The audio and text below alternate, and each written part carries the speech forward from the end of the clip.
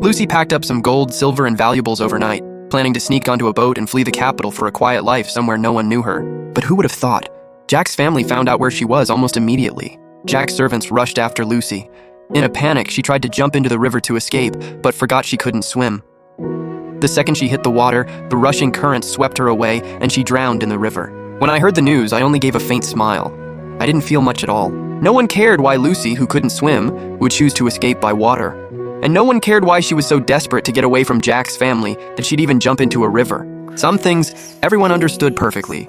They just chose to stay silent. After Jack heard about Lucy's death, he screamed and lost control in the ancestral hall.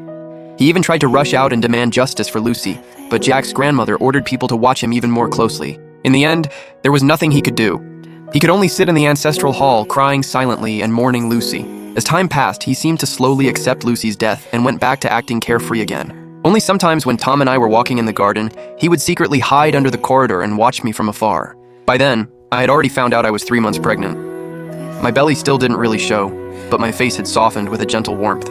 His eyes landed on me with complicated emotions. There was regret, resentment, and even a trace of envy he himself hadn't noticed. His gaze annoyed me, but I couldn't be bothered to deal with him. After all, to me, he was nothing more than a stranger who no longer mattered. Nothing he felt could affect me anymore. Luckily, he soon had no time left to bother me. Jack had wasted all these years. And in the capital, he was no longer considered young. Jack's grandmother was eager to arrange a marriage for him, hoping he would settle down and carry on the family line. But after asking 10 suitable families with daughters of the right age, every single one politely refused. Some even had Jack's matchmaker thrown out, saying the Jack family had bad values and Jack himself had no character. Even if their daughters stayed unmarried forever, they would never marry a man like him. Jack's face turned terrifyingly dark.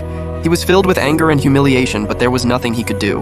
In the end, the only family willing to discuss marriage with Jack's family belonged to a 6th-rank official in the capital. He had a daughter, but she was mentally slow and had never understood even basic social manners, so she had never been able to marry. That official saw that Jack's family was powerful, so he wanted to use the marriage to attach himself to them and make his career smoother. Once the news spread, Jack became the laughingstock of the entire capital. His situation was even more miserable than mine had been back when he broke his promises to me again and again. He finally couldn't take the humiliation and mockery anymore. He decided to pack his things, leave the capital, and train in the army. He said he would make a name for himself there and make everyone who looked down on him regret it. When Jack's family saw him off, I didn't go. Anna saw me sitting calmly by the window, sewing tiger head shoes for the baby in my belly, and couldn't help but ask, "Miss, I thought your revenge was to make Jack regret everything, to make him realize how good you were, and to make him live the rest of his life in pain after losing you. But now you've made him suffer so badly. It's not what I imagined."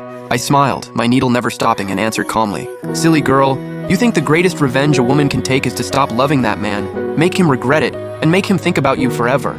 But so what? When he didn't love you and humiliated you in every way, do you really think he'll treasure you once he loses you?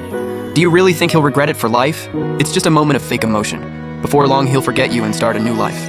I paused, then continued, "The revenge I want is for him to slowly taste every bit of bitterness I once suffered. I want him to waste away his best years, just like I did, until no one wants him,